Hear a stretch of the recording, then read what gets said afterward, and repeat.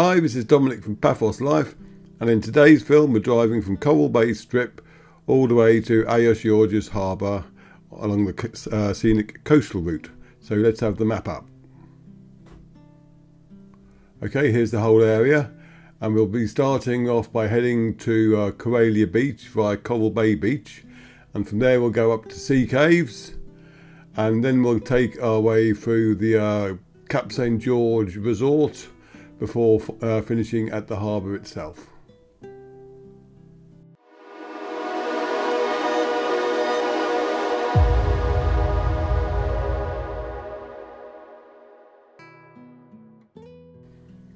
And because I'm in my car today, I'll be driving along the track that runs by Coral Bay Beach, where in the last film I avoided it. So you'll be able to see the beach itself now. If you give us a minute to get to returning. I filmed this on the same day as the previous film. I think this was actually recorded slightly earlier, to be honest. So we're going, I mean, it's not, you can park up here in any car. It can get a bit bumpy down here, but to be honest, I think they've made it quite a lot smoother anyway.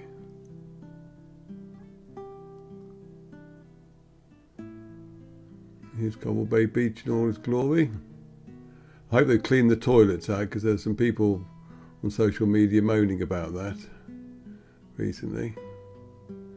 There's no point having a nice swanky new strip if you leave the toilets alone to bring the place down.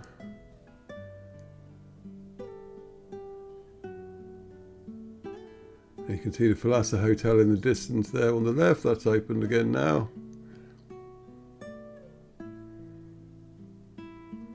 And this is the, if you like, cluster of sunbeds. There's two of them on Coral Bay, and other than that, the beach is pretty much yours. There was a post on our Paphos chat group, but someone had been told off by the sunbed attendant for putting a towel on a beach. This is at Venus Beach, nothing to do with Coral Bay. Just if that happens to you, tell them where to stick their sunbeds, because you're allowed to put your towel on a beach. No one can tell you not to. There's no such thing as a private beach in Cyprus for a start.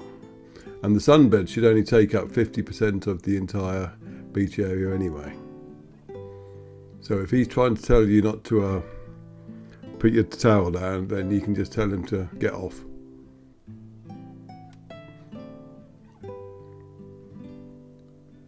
Right, now we're going to be coming up to Coralelia Beach. First we'll be turning left, but you have to follow the brown sign basically. Here it is on the right, so we turn left here.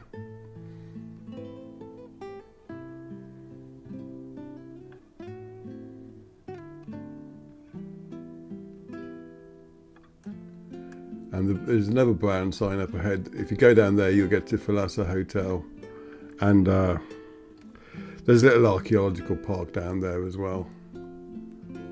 But to be quite frank, I wouldn't bother with it. And now we're coming up to Coralelia Beach. You can see where the bus goes. It terminates at the car park of Coralelia Beach. So you can go all the way from, you can't go from the Paphos Harbour, you have to go from Tomb of the Kings Road now. And it'll take you all the way here. It stops at Coral Bay Beach as well, but it terminates here. And we'll go into the car park just so you can have a quick view of the beach. I will be doing beach tour films of all the various beaches in Paphos over the next few weeks, so you can get more of an idea. I'll obviously have to do them early in the morning, because if you go walking around a crowded beach with a film camera, the lifeguards will chase you off. Fair enough. Lots of people come on holidays, they don't want to be filmed, and I fully appreciate that. So that was Coralelia Beach, and now we're going to be heading up the I should call it the Coast Road, but I call the main road from Paphos to Agios Georgios, the coast road as well. So this is the, I don't know, the Scenic road that hugs the coastline more. Now along this route there'll be numerous turnings to the left, and you'll find little secluded coves if you go down them, and occasionally there'll be a nice little tavern as well. I recommend heartily that you go in and have a look around these places, even if it's just to wander around the coastline a bit, because it's very beautiful, but also you get some lovely food there. But in this film I won't be going there. I'll drive straight past.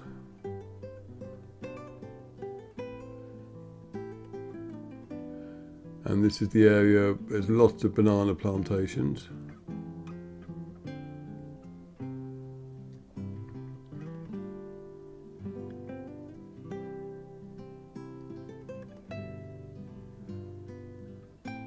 For some reason they're very appealing to some people. I suppose if you crawl into one you can take some interesting pictures, but at the end of the day, to me it's like getting excited about being in a field of potatoes or something.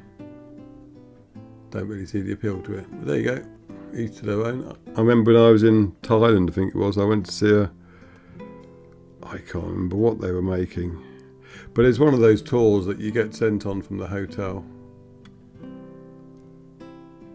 And it was definitely a case of the journey there was the fun bit.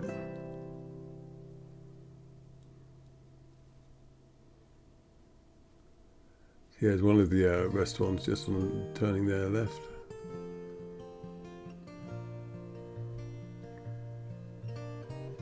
It's a lovely sunny day today. That's pretty much going to be the default for the next few months. Because unfortunately for us, I say unfortunately because our reservoirs are pretty low at the moment, the rainy season is pretty much gone now. Well, I'm taking this turning here because I want to give you a nice view of the wreck of the Edro III. And for a change, I actually remembered to take a turning here, whereas normally I have to do a loop and then cut the film and splice it. Not literally, obviously, it's all done on a computer.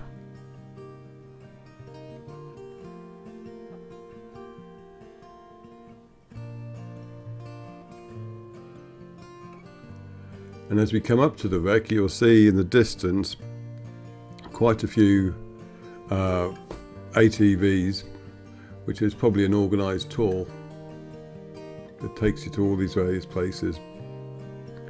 I imagine it'll go over the Akamas as well. Probably end up at the Blue Lagoon. You can see them all. Actually, they're not ATVs this time, they're Jeeps.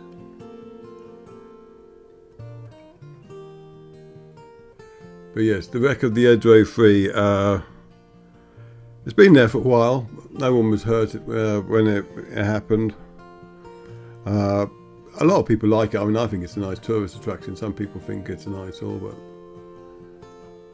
there's plenty of bits of coast that haven't got a shipwreck on them, so. Even the name Shipwreck it evokes lots of emotions.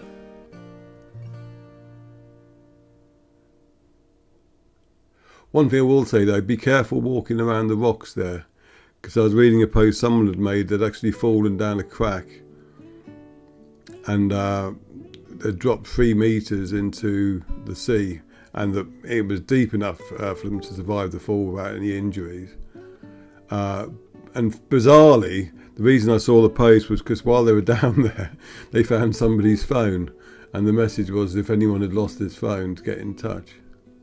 So if you've lost a phone at the Edro III wreck, someone found it. But there's a restaurant, I think it's called Oniro's, by the wreck as well, which is very popular. Good place for sunset pictures as well. And if it's a stormy day, but it's not raining, that's a great place to get some pictures of the waves crashing over the wreck.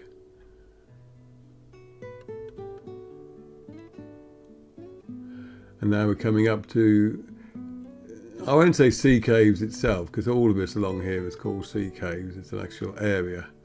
But if you were to say I'm going for a walk down sea caves, I think most people would think that you were going here. We'll get there soon enough.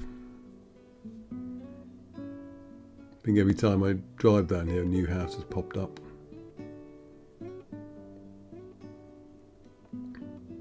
I was just avoiding all the cyclists here.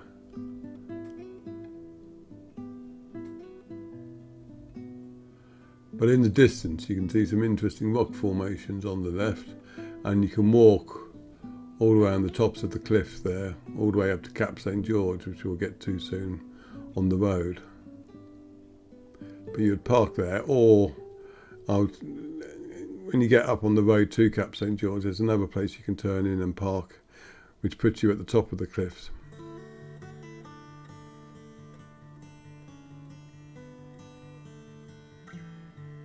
But we're ascending the hill now.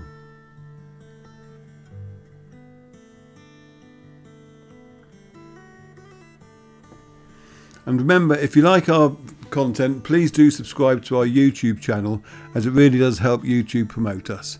And if you want to help us financially, then go to our paphoslife.com/coffee page, and you can either send us coffee or click on one of the affiliate links.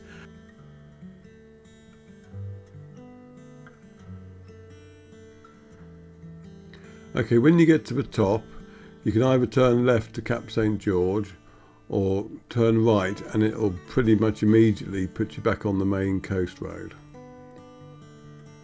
We're turning left here. Also note that when you're coming in the opposite direction, there's no sign saying that this is the road you want to get down to sea caves.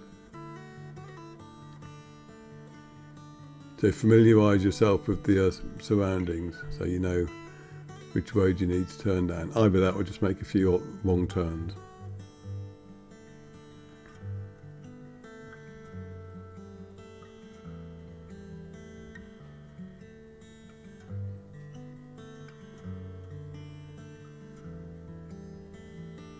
I can't remember which one, but one of these turns will take you down to the housing estate that's above the sea caves area, where you can park. Basically go down there and have a little drive around, stay on tarmac, and i.e. don't go on into any dodgy farm road, but if you do that you can explore the roads there without getting into any trouble, and you'll soon find a car park that's right at the top of the cliffs. And that's your best place to park, because then you can go in all directions. Whereas if you park at the bottom there and you get up the hill, especially like if you're with someone who's old, no offence intended, then they might have had enough by then. So if you park at the top, they'll have more chance to see a bit more.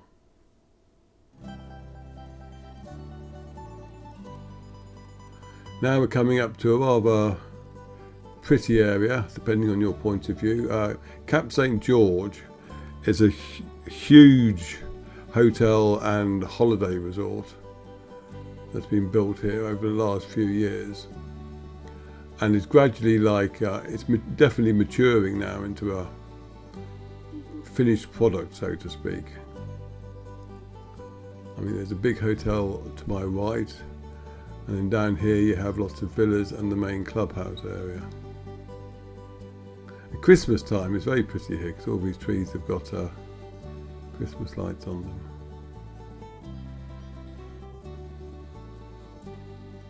But this is Cap St George. Nice spring flowers, you can see.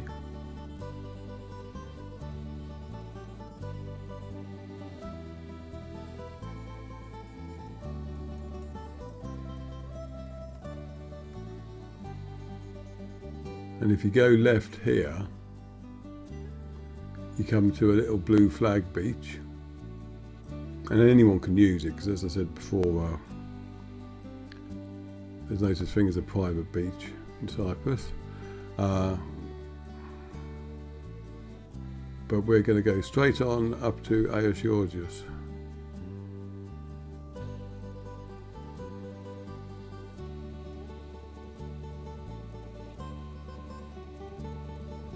See a fair amount of oleander about as well. Apparently oleander are good at keeping mosquitoes down as well, which is what somebody posted. Not quite sure how a plant does that.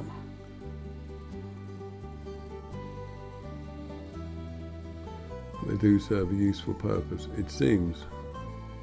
I'll have to investigate that actually, because I was in the process of converting my oleanders to hibiscus. And when I say converting, I don't mean doing some magic.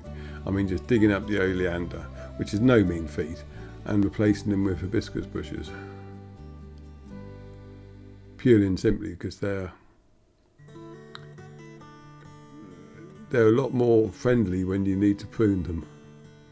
However, if it turns out that oleander do a bang-up job of keeping mosquitoes down, then they might have bought themselves a reprieve. So I'll need to check that fact out. So we've left the Cap St George resort now, and we're heading down into towards the harbour. On your left soon you'll see a little archaeological park. We went in it a couple of weeks ago. It's not the biggest park. I mean, in terms of size, it's probably about the same size as the one that we did an article on in Cuclia the other day.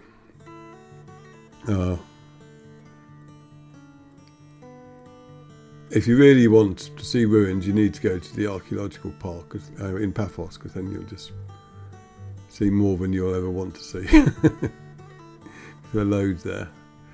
But if you're in the area and you like ruins, then by all means go in there. I think it was $4.50 a ticket, and there's lots of signs up giving you information, not just on the archaeological park, but on New Onisos Island, which is the island you'll see in a minute. It's a very famous island actually, and there's a lot of archaeological sites on it, which, considering how hard it is to get to, is quite impressive. Someone mentioned it. What do they do for drinking water? And I guess it must have been shipped across, which is a real pain.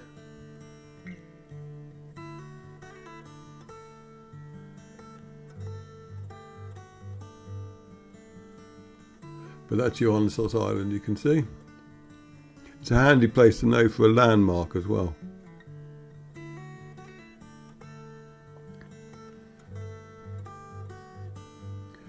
And we'll be ending the film by driving right up to the water's edge. Now, this harbour is a good place to come and see if you're looking for turtles, because in the early mornings, fishermen will often discard unwanted fish here, and the turtles have gotten wind to that and will come and eat them, so you'll get to see them.